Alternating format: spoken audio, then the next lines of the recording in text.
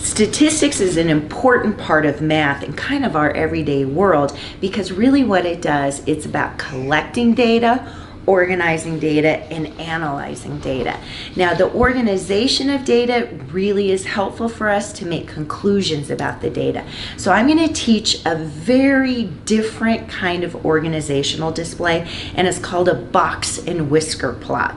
It literally looks like a box that has whiskers that come out of it, and that's where it gets its name from. Now, the key about this data set is it organizes our data into 4 equal size groups. And so when we go to organize, 25% of my data is in the whisker, 25% of my data is in the first part of the box, 25% of my data is in the second part of the box, and 25% of my data is in the last whisker. So it's literally cutting it into 4 equal groups.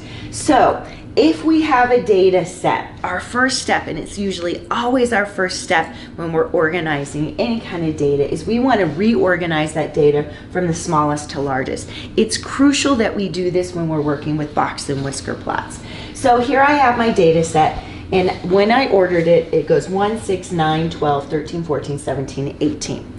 There are 5 key pieces of data that we need for our box and whisker plot. And so our key pieces is we need the minimum, which is our smallest number. We need the maximum, which is our largest number. We need the median, which is our very center point of our data set. Then we need something new that you have not heard about, which is called the lower quartile, which is the median of the lower part of the data set. And then we need something called the upper quartile, which is the median of the upper part of the data set. Now, the first few are really easy for us to find. If we've ordered our data, our minimum is our first number. So I can see in this data set, our minimum is 1. Our maximum is our last number. So I can see in this data set, our maximum is 18. And if we work our way back into the center, I know that my median has to be exactly in between 12 and 13. I need that exact center point, even if it's not a piece of our data.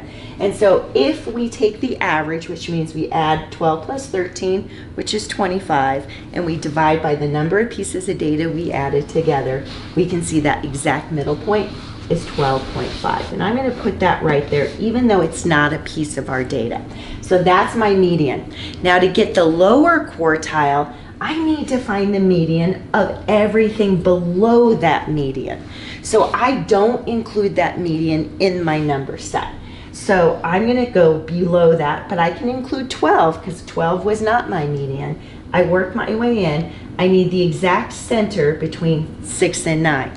So I add 6 and 9 together, which is 15. I divide it by 2, I get 7.5. So that's going to be my lower quartile. That's the median of the lower part of the data set. Then the upper quartile is the median of the upper data set. So again, I'm not going to include my median. I'm going to start with 13. I work my way back in. I need the exact center between 14 and 17. So if I add 14 and 17 together, I get 31. 31 divided by 2 is 15 and 5/10. Okay, once I have those 5 pieces, I go and I make dots above a number line. Now, box and whisker plots are not drawn on the number line, they're always above the number line.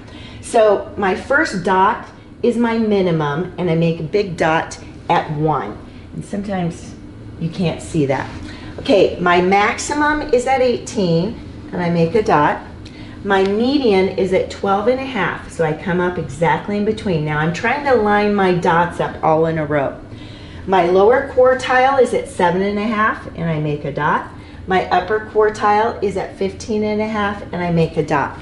Once you have the dots, the first dot to the second dot is a whisker. The last dot to the fourth dot is a whisker, so you can draw your whiskers. Then the 3 dots in the center, we make a big box. That's our box part. And then we come down where our median was and we make a line. That's what's dividing our data set. So now I know this is 25% of my data, this is 25% of my data, this is 25% of my data, and this is 25% of my data. Well, I wanted to check, did it really work? Well, I know that between 1 and 7.5, I should have 1/4 of my data. And I do, because 1 and 6 are a part of that group. And between 7.5 and 12.5, I should have 1/4 of my data. And 9 and 12 are both in that data set. Between 12.5 and 15.5, I should have 1/4 of my data. 13 and 14 match that. And between 15.5 and 18, I should have 1/4 of my data, and 17 and 18. It exactly cut my data set into 4 equal portions, accounting for 100% of my data. So that's the power. Now some kids are like, well, why do we do this? Well, say you're a shoe manufacturer and you need to anticipate how many shoes in each size that you're going to have to create before they go into the store. And you want to make sure that you have enough that all people can buy the shoes that they need, but you don't want to make too much of one size and not enough of the other. And so a box and whisker plot can help us do that. So I know that 25% of my customers are going to be between a size 1 and 7.5. 25% of my customers are going to be between a size of, say, 7.5 and 12.5. Now we're getting to some big feet here, and I realize that this is just an example. 25% of my customers would be between 12.5 and 15.5, and 25% of my customers would be between 15.5 and 18. So it's about anticipating what's going to happen in a marketplace, and that's the power of a box and whisker plot. It's about seeing that spread of the data there. Now we have something new, and it's called the interquartile range. It's the size of the box. And so it contains 50% of my data. So if I were that shoe manufacturer, I would want to make 50% of my shoes between the sizes of 7.5 and 15.5.